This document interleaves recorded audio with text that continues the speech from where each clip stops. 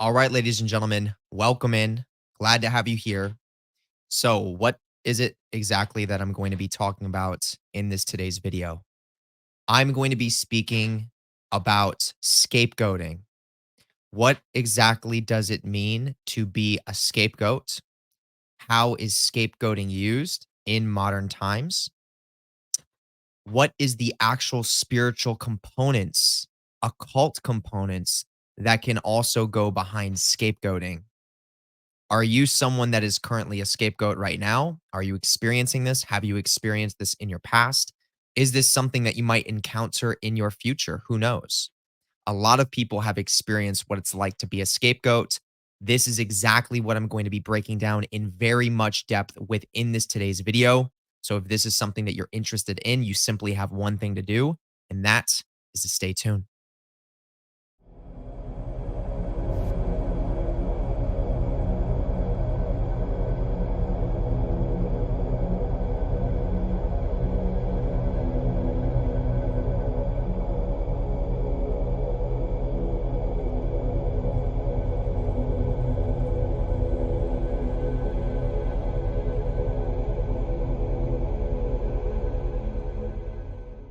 Okay, so let's get right into it. So, scapegoating, what exactly is it?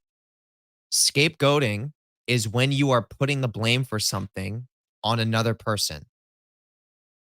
Now, what exactly is this blame? What exactly is this thing that you are putting on another person? It is always going to be rooted in trauma. You go through the trauma, it causes a fragmentation within the psyche. You over identify with that fragmentation and you create an entire identity around it. This identity is built on resisting parts of yourself that are trying to feel the emotion from the original trauma itself. So, as we form this ego that's in resistance to other parts of ourself that are trying to feel the emotion of the original trauma, we're in a state of very serious imbalance. And we are, in many ways, in a state of denial. We're in a state of avoidance. We're in a state of fear, running away from. And one of the best ways that we like to make sense out of what's happening, and one of the most significant ways that we like to grow our ego and continue this cycle of avoidance and continue this cycle of running away is by finding scapegoats, finding another human being or another thing that can take the blame for you not being willing to feel what you actually need to feel. This is the person that is responsible for my pain. It is their fault. I can't change. I can't do better. There's nothing that I can do about this whatsoever. It's this person's fault. And I'm going to live my life from a space of always using this person as my scapegoat. Now, this would be a very clear example of someone who is scapegoating. Scapegoating can be way more subtle, though. In other words, you can be scapegoated by someone. Oftentimes, you'll find scapegoating taking place within your family dynamics. One of your parents will oftentimes scapegoat you as the child in a way where they're running away from processing their own trauma, feeling the emotions that are behind their trauma. And in that process, what they're doing is they are scapegoating you. They are using you as an excuse, or they're saying, oh, you're this way. You act this way. You're so disobedient. You never listen to me. This is why I'm this way. So let me just break that down. So let's say you have a mother that uses substances. You're her child. You obviously don't like the fact that she's using substances around you. You can tell it is very disorienting to be around her because she's under the influence. You go and try to have a conversation with your mom and say, hey, look, I don't like that you're using substances around me. This is actually painful. This hurts me. Can you please shift or can you please change? Can you try to work on that?" Then the mom responds and says, "Well, you're always hanging out with your friends and you're doing things that I tell you that I don't want you to do. So this is the reason why I'm drinking so much. This is the reason why I'm smoking so much. It's because you never listen to me. You're over here, you're building a YouTube channel, you're doing what you love to do, but that's not safe. That's not how you're going to create an income for yourself. That's not how you're going to be an adult one day. This worries me. This is why I'm drinking. This is why I'm smoking. Don't worry about it. It's not a big deal. I have it under control." Right? That is scapegoating. That would be an example of the mother scapegoating the child. The child is coming from an authentic place, saying how they feel to the mother, saying, "I don't like this. It's actually quite painful. It's quite hurtful. It's quite traumatizing to be around you like this because you're my mother." And the mother is using the substance because there's something she's in avoidance of. There's something she's running away from that is emotional in nature and it's repressed inside of her nervous system, connected to her trauma that she most likely went through during early childhood developmental stages. But the mother in this example is using the kid because of this kid's way of being. "Oh, you hang out with this group of people that I don't like. You're pursuing a career pathway that I don't think is safe. This is why I'm drinking. This is why I'm doing what I'm doing." So the mother is scapegoating the kid in this example. There is all kinds of scapegoating. I want you to understand how nuanced this can get. Religious scapegoating is one of the most significant degrees of scapegoating because it's like, "Oh, you're not following God's orders. You're not following, or you're living a life of sin." And that can easily, so let's say you grow up in a family, your family's very Christian or very religious. You're the child within the family. You don't necessarily resonate so much with the religious perspectives, but just to fit in with the family dynamic, you're playing a role. You're literally fitting in because you just want to fit in with the family. So you are calling yourself religious. You're going to church every now and then to play in this role so that you can get love from your family. But then as you get older, there's like a deeper sense of resentment that starts to build. There's like this deeper resistance or this deeper disconnect that starts to manifest that puts you in a position where you're like, I don't I don't want to keep following this path anymore. I don't want to keep being inauthentic to my true self. So you start rebelling a little bit. You stop going to church. Your family's going to church, you stop going to church now. You start hanging out with people that are a little bit more open-minded now. You're no longer afraid for your parents to see you hang out with people that have different spiritual belief systems. So you're now starting to connect with a girl who's into tarot cards. You're connecting with people that are into, uh, you know, I don't know, just whatever spiritual things there are, chakra meditations or whatever the case is, crystals. And this is coming from a space of rebellion from what your parents are wanting you to be, because there is this growing resentment for your parents not loving you for who and what you truly are. And as you're growing older, you're starting to become more and more aware of this dynamic. So now you're starting to rebel. Now, it oftentimes can get to a point where the parents start treating you in very inappropriate ways, where they start being very disrespectful to you. They start making you feel like, very much so, start making you feel less than, no longer supporting you. They pull back on support. In many ways, they're pulling back on love because you're no longer fitting in that role anymore. So originally, when you were going to church, when you were in that family role, you were getting support from mom and dad. You were getting love from mom and dad conditionally. And then when you started to be more authentic to who you were, now they're starting to pull back on support. Now they're pulling back on some of the love that they used to give you. They're not giving you as much time and energy anymore. They're literally, it's almost like they're not investing in you anymore. In many ways, it can feel like they don't love you anymore. And you go and you have a conversation with them as the child and you say, "Hey, look, like, Is something going on? I feel like you don't love me I feel like I'm not being loved the same way that I once was by you before. What's happening here?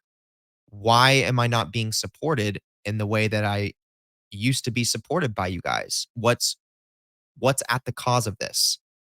You might have that question and you might have that conversation. Well, your mom and dad in this dynamic may very well tell you, "Oh, it's because you're hanging out with John and John's into tarot. John's doing witchcraft. John collects crystals and that's black magic. That's not what the Bible says is healthy. We can't have that in our reality. We can't associate with that.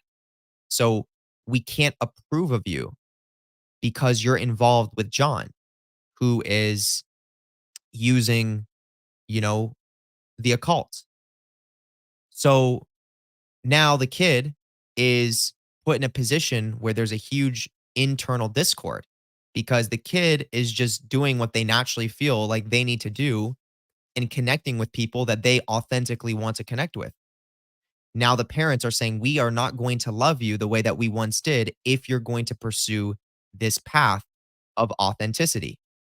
So they're scapegoating the kid and in this scenario, they are scapegoating the child and they're scapegoating the child's friend. They're saying, "Oh, because you're hanging out with John, who's into the occult, we can't support you the way we once did. We can't love you the way we once did because you're acting this way, because you're choosing to follow what feels right for you, and you're no longer in our family dynamic anymore. This is the reason why we have to pull love away from you." So this is scapegoating rather than unconditionally loving the child and saying, "No matter who you are, we're going to let you be what feels right for you and we're going to support you in this process." They are saying, "We are pulling back our support. We're pulling back our love because we love you more, that we want you to go to heaven. We want you to make it into the golden gates of heaven. So we're willing to pull back our support, pull back our love so that you can stop being rebellious, so that you can stop being authentic to who you truly are." And this is why this can get subtle and this can get nuanced because on the surface, as the child, you can interpret this as, "Oh, you're right. Mom and dad actually really do love me. They're willing to pull back their support for me and their love for me because they just want me to go to heaven, which means maybe what I'm doing is wrong. Maybe I shouldn't try to be this authentic. Maybe I shouldn't be friends with John."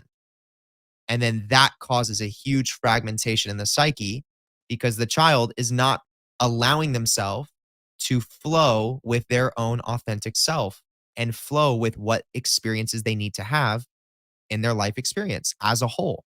And the parents were at the cause of scapegoating. So, at the root of what's going on with the parents is there is trauma. It is trauma that is driving that behavior. There's no such thing as I'm going to pull back love from you because I love you more. I'm going to pull back love from my child because I love them so much. I want them to go to heaven and fit into my belief system. That's not love. That is trauma that is driving that. That is unconscious trauma projection. And what they're doing is they are scapegoating the child and they are scapegoating the child's friend. That's the reason why we're behaving this way. When in reality, the reason why they're behaving that way, the parents in this scenario, is because they have unresolved trauma and the emotions that are underneath that unresolved trauma are needing to be felt and needing to be processed, and they are afraid to do that.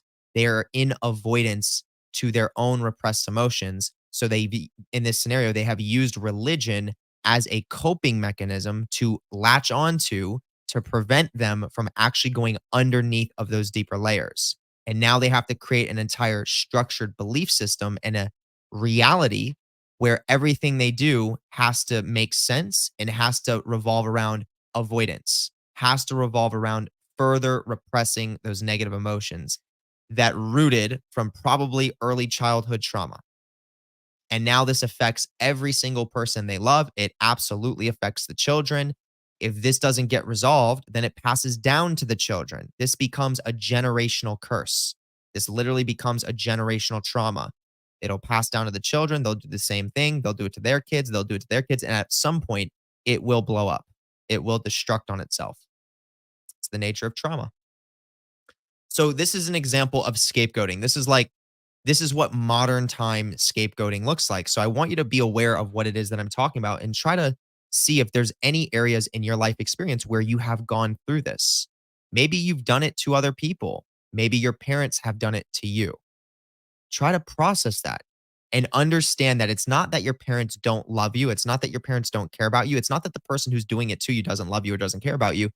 Inherently, it's simply rooted in trauma. It is a misunderstanding from the people that are doing it. They're doing it unconsciously, but it becomes very important to recognize what's actually happening so that you can pull away. So the authentic way to work with that is recognize, wow, this person is scapegoating me. Me being involved with them, me being in the same environment with them, me being in a relationship with them is probably not the healthiest thing for me to do. Let me start a process of pulling away from those people or from that person. Let me start the process of cutting that energetic cord by removing myself from that relationship so that I don't have to be scapegoated anymore and so that I don't have to keep questioning myself on what my authenticity wants from me. What is my life? What is my purpose? See, that's the most important thing. So that is scapegoating. Now, let's go a little bit deeper because obviously, I'm into the occult and I have a whole nother lens of what scapegoating can actually do, but there's real occult principles and deep spiritual principles that are also behind scapegoating. So, not only is it a form of further repressing your negative emotions when you're seeking for scapegoats, but what it's also doing on an energetic level is it's potentially prolonging your own karma. If the person is willing to accept the scapegoat archetype.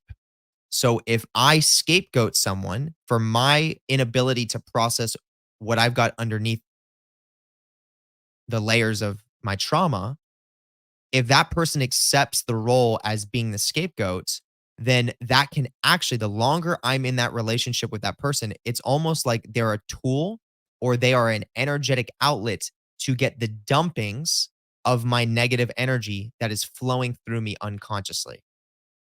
So, in other words, it is able to literally prolong my own karma if someone will play the role of accepting the scapegoat archetype that I'm giving them. Because remember what I said, it's all rooted in trauma, and trauma is negative repressed emotions. So, with negative repressed emotions that you are unwilling to process, especially if you're unconscious of them, they will inherently, every single time, unconsciously project. Now, what the person will often do unconsciously, again, is that, see, people that do scapegoating, a lot of times they're not aware of what they're doing. This is unconscious. They will intuitively find someone that can play that role for them, that can be their scapegoat, and then they will unconsciously dump all that negative energy that they're constantly producing because of their own state of avoidance, their own repressed energies. And that's their way of processing it. But it's not actually processing it. That's not the word I wanted to use. That's their way of expressing it. That's their way of getting that negative energy out, even though it's a very imbalanced way to do it. So they're not processing it, they're expressing it. And it's expressing through the form of being scapegoated by another person. So whoever accepts the scapegoat role, I've experienced this in my life. I know what it's like to be a scapegoat. I'm sure there's a lot of you who have experienced this before. We live in a society today that actually promotes this archetype, and I'll explain that in a second. But the person that accepts that role is getting the rougher end of all that negative energy that's coming from the person who's doing it. So if it's the child in this case, if it's the child and the parents are scapegoating the child, or a parent is scapegoating the child is getting dumped with all that negative energy. And either it gets to a point where it overloads and it breaks the system and they break through, and then oftentimes they'll have to rebel in a very significant way, or the child will pick up on the same patterns of what the parents are doing, and they will unconsciously and intuitively seek a scapegoat for themselves, and they will do it to another person. And it just strings on and on and on. And that's usually what people do. Usually people don't self-reflect and ask what's going on here. Usually people don't come to the realization that this is what their parents are doing because they have a hard time accepting that their parents could actually do this to them. That's one of the hardest things, because how do you think that makes you feel when you realize your parents, the people that you think loved you the most, are actively using you as a scapegoat to energetically dump all their negative energy unconsciously into you? It's tough to acknowledge, but remember, they don't know what they're doing either. It's what happened to them. So they're doing it unconsciously, and it doesn't mean they're bad people by any means. It's just a part of the process. But there are some people that become that black sheep of the family and realize, wait a minute, I'm not going to accept this anymore. And I'm not going to carry this into my lineage. I'm not going to carry this into my children. I'm not going to carry this into anyone else. I'm going to face it. I'm going to process whatever it is that my parents are running from, because this is generational.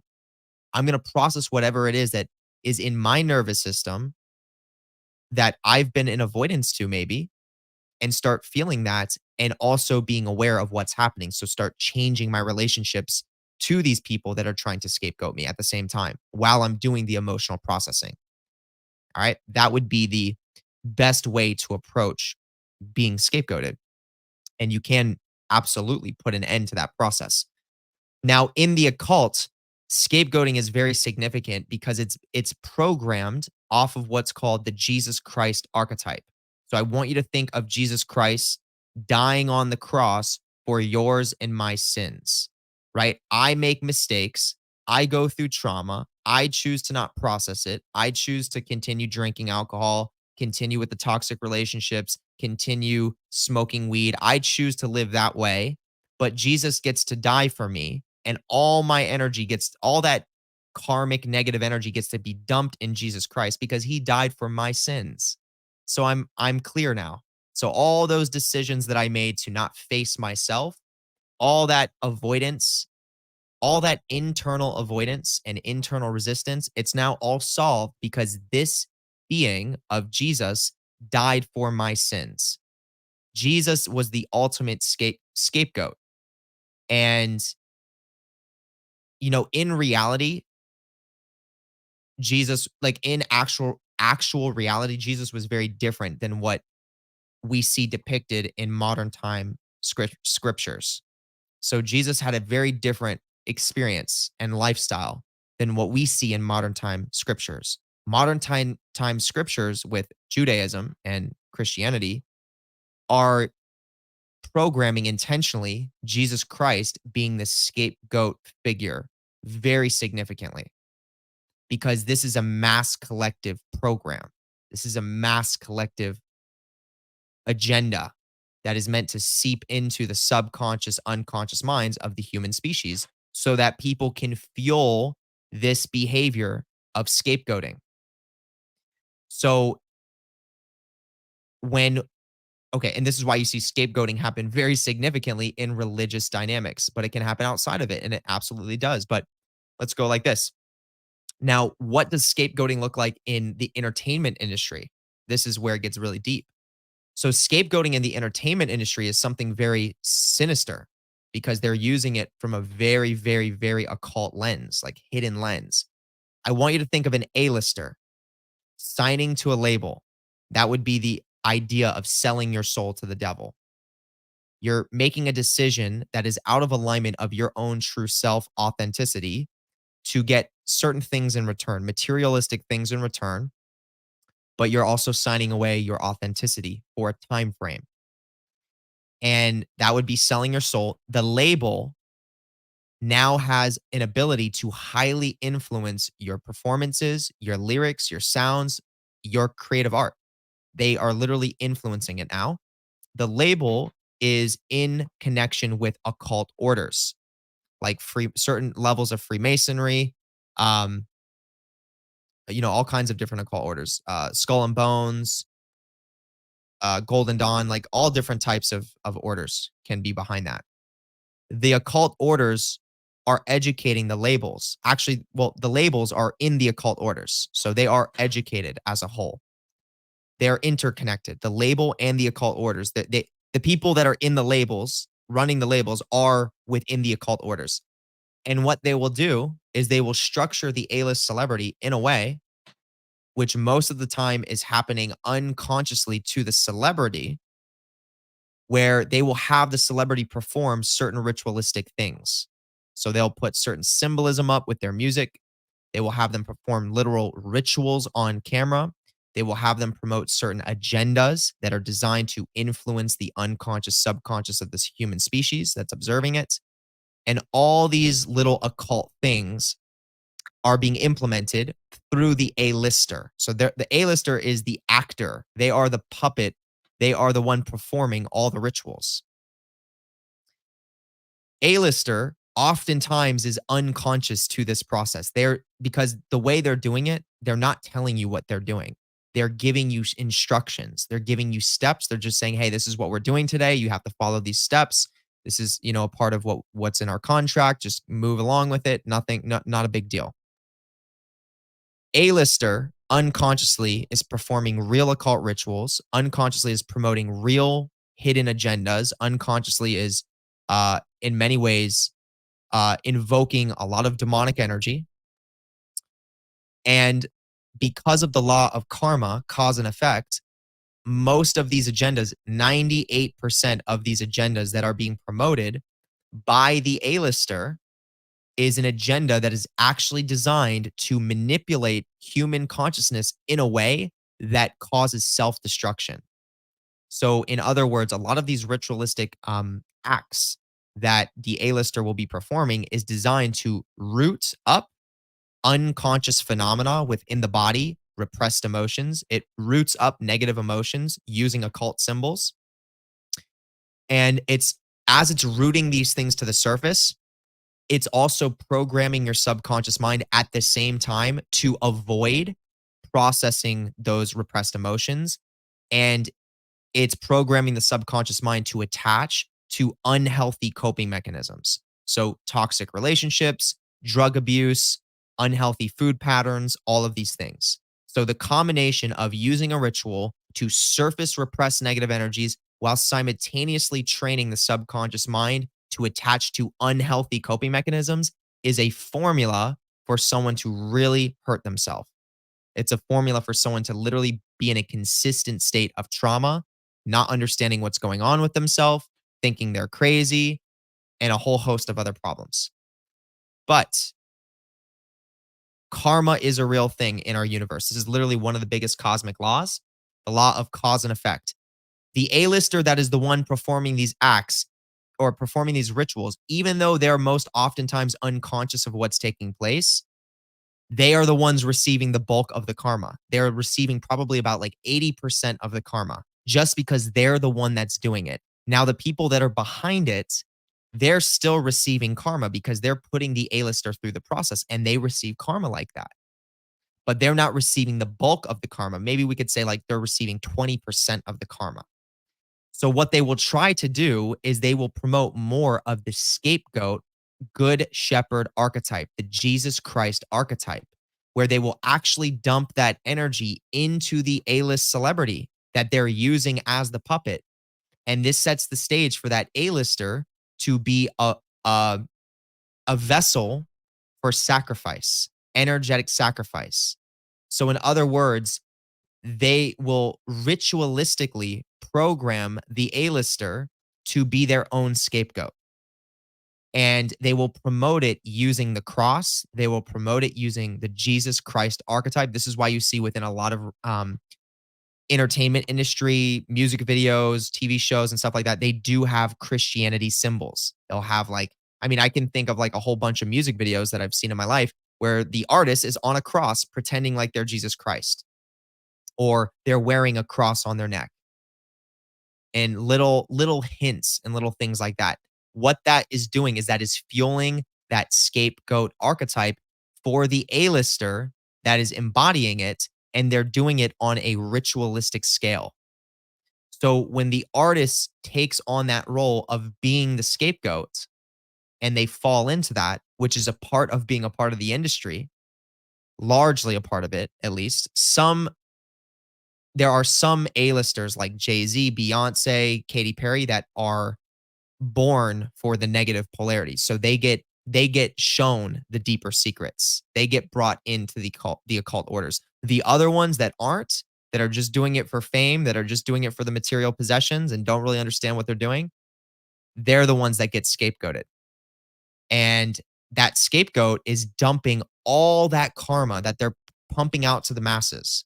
So not only are they pumping it all out to the masses and they're getting the karma from that, but the order and the label that's behind them is ritualizing all of their karma to go into the A-lister at the same time. So that dynamic of being 80% A-lister, 20% label and occult orders that are behind it for the karma is now putting 100% of the karma into, well, mostly 100% of the karma, I should say, into the A-lister. Like 95% of the karma goes into the A-lister.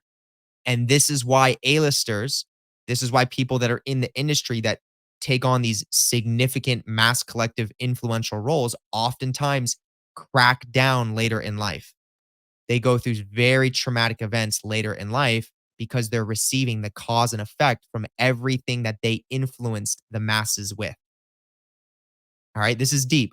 This ultimately happens for a reason though. This is literally what builds the matrix we live in. It is a part of the it's a part of this planet that we live in. There's nothing evil about it. There's nothing wrong about it. It's a part of the matrix itself. It's just you don't want to be the person doing it. That's their lesson. That's their karmic lesson. And they'll eventually grow from that. But that is how ritualistic scapegoating functions. And it's very deep. This is why certain people die, like XXX, Juice World, Mac Miller, I mean, you name it, all these famous artists, early deaths and all the other people as well that they just cracked down later in life. It's either, as an industry, like a very influential person in the industry, you either join the dark side, you join the negative polarity, or you get scapegoated. That's literally what it comes down to. Or you just leave. You bail out and you stop. But if you stay and you don't understand, you will get scapegoated. And that happens all the time. But here's the thing, the karma does eventually come back to the people that are behind it. So remember what I said, there's still 5% karma that is going to eventually get back to the label and the occult order that was behind this whole scapegoating process. Because truly they are the root. But by using the good shepherd archetype, the Jesus Christ archetype to scapegoat the A-lister and to scapegoat other people in the masses, that prolongs their karma. So they can live for a good 40, 50 years without experiencing any negative consequences, where they're living the life, a whole bunch of things are working out for them, they're living flashy, a whole bunch of bells and whistles and whatnot. And then usually around the age of like 60, 70, and 80, the karma swings full circle and it hits them like a fucking hammer. This is where you get the Jeffrey Epsteins. This is where you get these guys that are, coming out uh, from under secret closed doors of being perverts and molesting other people, oftentimes women, right? And they're usually older guys. Like, pay attention to that. It's usually older gentlemen. It's because they were behind these ritualistic programs using scapegoat occult sciences to prolong their karma, to live a flashy lifestyle for the time they could, but then it comes full circle. And the people that are doing it, they don't understand that. If they did, they wouldn't be doing it. So they're also, to an extent, unconscious of what they're doing. They think what they're doing is working, but it always does come full circle. That's why when you are an occultist, you want to know what you're working with. And especially when you're working with black magic, you want to understand how to use black magic in a balanced fashion, a Luciferian fashion, so that you are also in alignment with cosmic law. So you can literally set yourself up for a win-win dynamic. All right. So this was the breakdown of scapegoating. I shared very practical scapegoating. I gave examples. I gave you an opportunity to sort of self-reflect, to understand if you've been scapegoated before. I gave you an example of what it looks like to get out of scapegoating And then I just shared with you a very deep ritualistic occult level of scapegoating and what is actually being ran on the mass collective as a whole to promote this scapegoating archetype in general. All right. If you enjoyed this, I got to wrap it up. I got a call. I got a mentorship call with a client coming up in literally 9 minutes. If you enjoyed this video, hit the thumbs up, drop down in the comment section. Let me know if you learned anything. Let me know if this offered you value. Make sure you are subscribing to the YouTube channel. If you want to gain access to my exclusive content, you have to check out my Patreon. If you get value from this video or any of the other videos that I've ever recorded and you are not yet a part of the Patreon, you need to be a part of it. There's almost 300 members that are actively in the Patreon right now. It's very powerful. Tier 3 and 4 gives you access to the Universe B Vampire Service, which is being performed on the 29th of this month. So if that's something you're interested in, definitely look into it. All right. Second link below is where you can book the mentorships with me. If you want to do a one-on-one call with me, an hour-long one-on-one call, you have questions, you want to get to know me a little bit better, you want to see what intuitively comes out of it. Second link is where you go. If you are invested and you really want to do this deeper level self-development and understand some of the deepest mysteries of real occult initiation and occult education, the second link for the mentorships is absolutely going to be the place that you want to go. Look into the mentorships. It is one of the most powerful things that you can do with me personally. Okay. We'll leave it there. Now, third link in the description is called LUCIFERS Foundation. This is a course that me and Nick put together. This gives you everything that you absolutely need to know in order to develop a healthy relationship with Lucifer, all the way down to setting up your ritual space, creating an altar, doing the emotional processing, the shadow work that's behind it, guided meditations, creating a commitment or a contract with a whole bunch of very important education that's a part of it as well. If this is something you're interested in, this is a very new course that has recently been released to the public. You can find that at the third link in the YouTube description. Definitely look into that. And we'll leave it there. In the fourth link below, this is where you can become a YouTube member.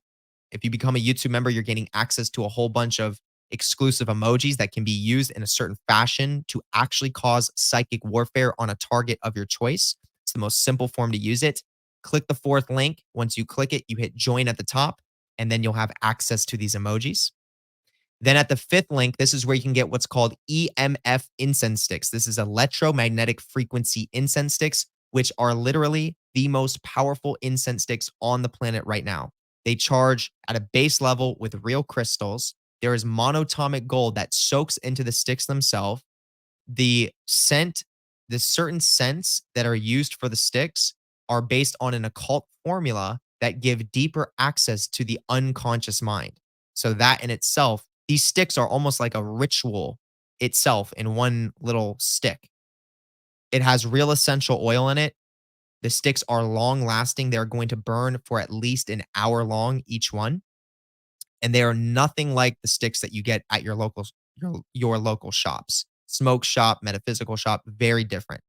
So if you want to get your hands on some, you go to that fifth link in the description. You can place your order and then boom, they'll be directly shipped out to you. With that being said, this is going to wrap it up, ladies and gentlemen. I hope you all truly have an amazing rest of the day or night, wherever you are. And I will see you in the next video. Peace.